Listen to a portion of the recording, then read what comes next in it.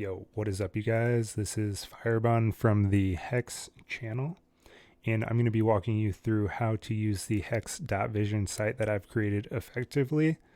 There is a lot of data that you guys just don't have access to, which is very interesting, and I'm going to show you guys how to get there.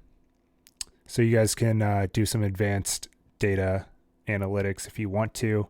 You can learn stuff about how your address has been used on the blockchain, as far as maybe referrals for claims or referrals for adoption amplifiers, and you can see all of that here. Before we dive into that sort of stuff, I'm just going to say I don't intend to heavily edit this video at all, so I apologize if I stuttered any points or anything like that. I'm just here to provide content for you guys. And I think that's it. Let's go ahead and talk about some of the higher level stuff, starting with this landing page dashboard. If you look along the top here, you can apply filters to this dashboard. I don't believe them to be very effective here because data is being pulled from a lot of different tables. However, if you wanted to, all you need to do is click on here, click on the field that you intend to filter on. So let's say member address, and it'll just continue to prompt you. One thing that is tricky, and I intend to adjust this at some point, I just haven't got around to addressing it yet, is the member address is all lowercase. And that's okay. The casing doesn't matter based on the research that I did. So all you need to do is convert your address to lowercase. I typically just use a string to lowercase converter online, but you can go ahead and apply this, hit update, and that's going to apply member address filter across all of this stuff. So when we come down here, you can see, I mean, it's not the most useful thing, but just it's there.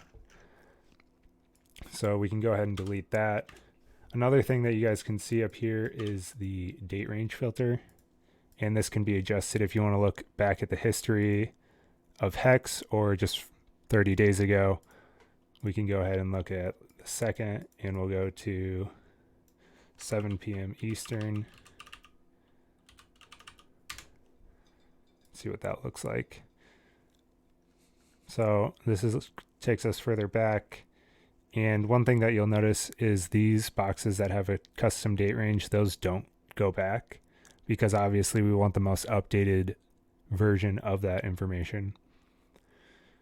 All right, now that we kind of talked through some of the higher level things, we'll come over here to the sidebar. And if you guys don't see these options here, it's because you might have this collapsed and it'll look like that. So you can expand this out if you want to see them. I mostly keep it collapsed. And we'll just go ahead and walk through what each of these are. This is the Discover tab, and it allows you to see raw data that I'm pulling in. This is very interesting if you want to look at something specific, maybe filter down to look at a specific address. Maybe you want to see if your address was used in a referral, or you want to look up your staking data or claim data. All of that is available here. And I'll show you guys how to look into that in a little bit. The other option we have here is visualizations. And this will show you all the visualizations that I have created. So you guys can just consume these, no problem. Just click on them. It'll take you right in there. You can adjust the date in there like I showed you how to earlier. You can even adjust the visualization parameters if you want. And we'll dive into that. You can create your own. I didn't provide you guys the ability to save them off. However, at some point, I think I will be opening up a pro.hex.vision area if you guys would like to save off personal dashboards or contribute. I think that'd be pretty interesting. This tab right here, it'll take us to the dashboard initially, but if you click it a second time, then you can see the existing dashboards that I put together. And I plan to add a lot more dashboards. It's just one thing at a time, you know. I'm been working on this quite a bit. Got HTTPS added today. It's been pretty good. So now that you guys have seen all this, we'll go ahead and dive into looking at the raw data. You guys can figure out what fields are on these type of, so these are called indexes. This is Elasticsearch, and each of these indexes contains the data associated with what it says. To put it plainly, you guys can just go ahead and tab through these and see the fields that are on it show up right here. One thing that you can do is add the fields to the column list, and that makes it a little easier to consume when you come through here. So we're looking at claim data right now. One thing that I find the most interesting, I would say, okay, actually, let's step back. There is something that's kind of important about this data, and that is that some of it is generated by events happening on the blockchain.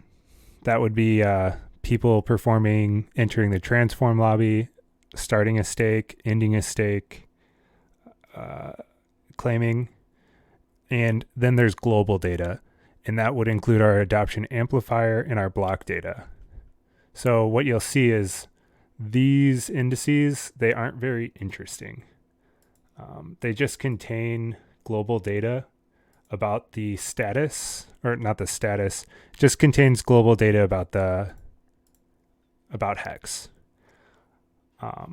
So it's more useful to look at in a visualization than to search through it, because I can't really think of a use case where you'd want to come in here and look for when was the circulating hex at 8.7 billion. You know what I mean? So, and that's the same with the adoption amplifier data. It's a global data, and it's not generated by events, so it's not really that interesting to look at. So you see current day number, that's the lobby, hex to ETH ratio. And the other thing with events is, which are these indice types right here. These are kind of, rather than it saying like total supply is 8.8 billion, you would aggregate all of the, let me look for a specific example. So if we wanted to figure out total claims, you would aggregate over all of the documents, adding up all of these to figure out that sum, versus it just being available on the most recent document.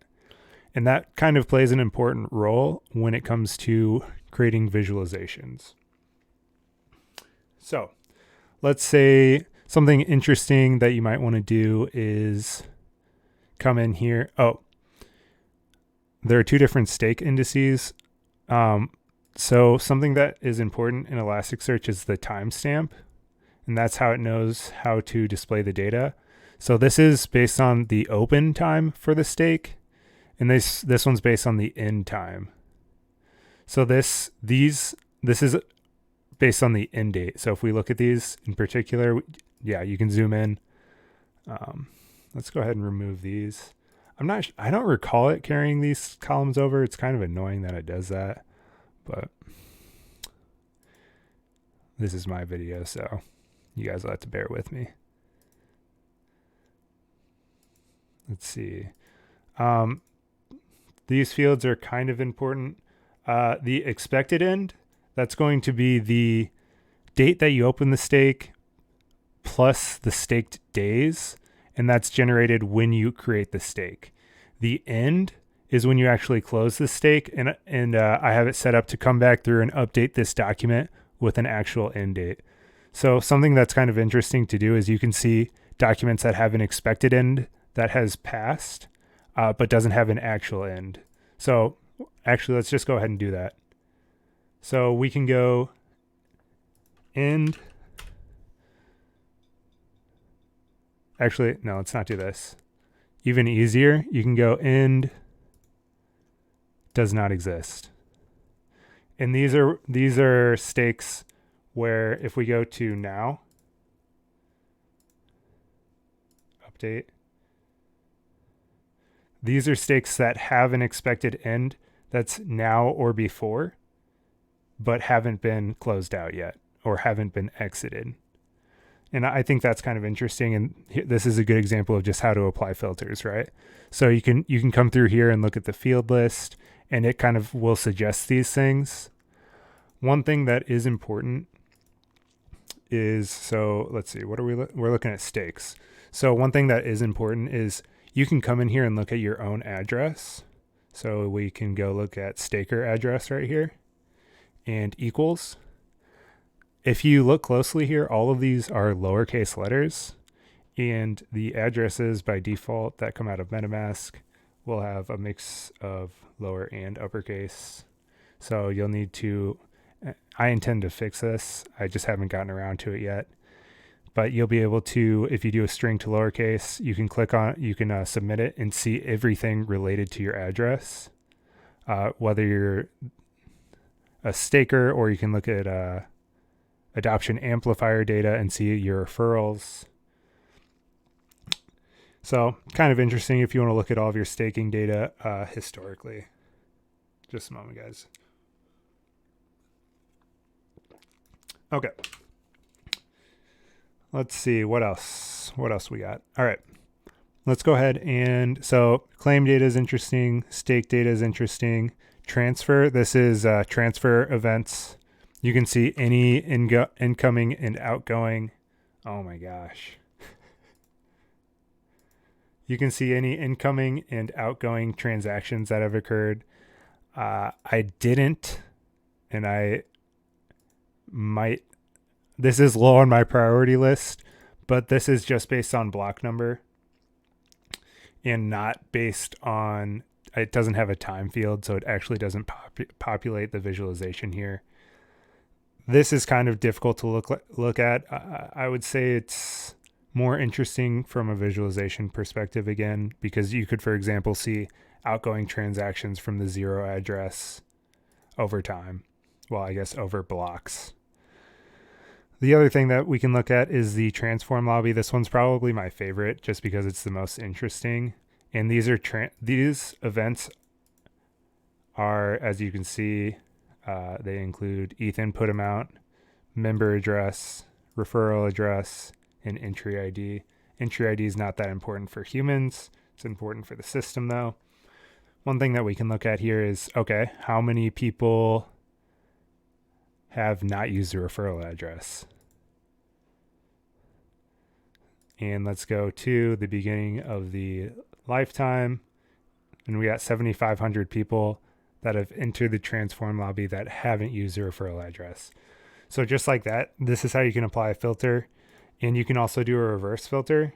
So if we wanted to say, oh my gosh, please. All right, we'll expand this. You can look at the document itself if you like. It's okay, I guess. We'll come here and you can do filter out value. And this shows us the inverse of what we just searched. So I think it was 5,800 and now this is 42,000 that did have a referral address. So that's a pretty decent ratio that you got there. And again, if you want to search for either a referral address, you can see referrals before they have exited the lobby, which is interesting because it's before the hex has been minted. So you can drop your referral address in here and see it over time, how it's been used. Wow. See this guy knows what he's doing right here. Old OX3E. You're doing good, man. Okay. So that is about it for this raw data. Again, things that I use it for is searching on my referral address, searching on member addresses, and I like to look at the claim, the transform lobby, and the staking indices. Next, let's go ahead and look at the visualizations. You guys don't have to worry about modifying these. You guys don't have permissions to break anything. So you can go ahead, come through here, and let's see if we can find something interesting. Actually, rather than looking at the ones that I've created, let's go ahead and create a new one. One thing that people have been talking about is unique addresses entering the adoption amplifier over time. So let's go ahead and do that. we'll go here, and our source, if you look at this shape right here, this is the index pattern. You can also base it off of searches, but I would select an index pattern. So let's go to transform lobby. We'll go here, x-axis, date histogram.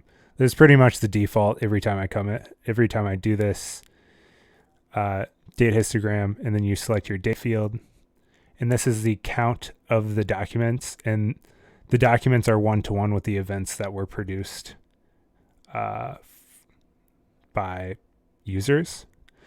So let's go ahead and we'll look at let's do the last 14 days. You can do 14 days, 2 weeks, all that good stuff. Okay. So last 14 days, and we will do unique count of, where is it? Member address.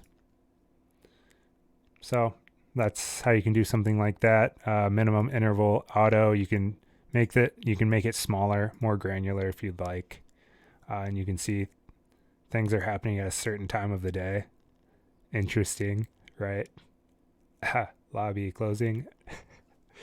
So that's something that's interesting. So another thing that we can do is maybe we don't care about the unique count of member addresses. Maybe we want to see the largest address, the top 5 largest addresses over this span of data. Well, let's look at the top 25. So how we can do that is you can do sum of ETH input amount, and we have our date histogram. So this will be the sum of ETH input amount by everyone. And what we can do now is you can break that data down further. You can do split series, and the ordering is a little important here, and you'll see why in just a second. You can do member address 5. So what this is going to do is first it'll do a date range, and then it will apply the member address. So each of these bars has 5 members addresses, and you can see how this is slow. It's because it's rendered like number of bars times 5. So instead of that, what we can do is switch these around to be the top. And now what it's going to do instead is it'll first get the top 25 over this whole time span that have the largest sum of ETH input, and then it will break it down by day. So we can come over here and hover over these if you want to see people that like repeatedly see like this is an interesting one. Maybe somebody that's dollar cost averaging, some bigger deposits. And other things that you can do from here is if you want to dig in further, you can apply this filter, and you can see what this guy's putting in to the lobby every day. So you guys can learn these things about the blockchain yourselves. And if you create a cool visualization, what you can do is you come to share, and what you should do is permalink and do copy link. And if you post that into the Telegram channel and tag me, I can come in here and save it off.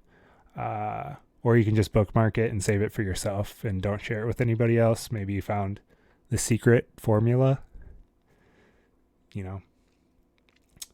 So let me think if there's anything else worth talking about. There are a lot of different things in here. It's not exactly worthwhile for me to talk through everything right now. The ones that I would recommend, you guys can try out the lens. That's like a visualization builder. It's okay. I like the other ones a little bit better. But what I would recommend is area, data table, probably not gauge or gold. Those aren't very interesting. You guys might be able to figure out something interesting with heat map. Horizontal bar is okay. Line is good. Metric, wouldn't recommend metric. Do pie chart. No. If you guys want to try and get into more advanced stuff, this one I've found is pretty good because you can pull in data from different indices.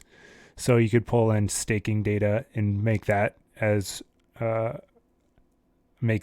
one type that shows up for a bar chart.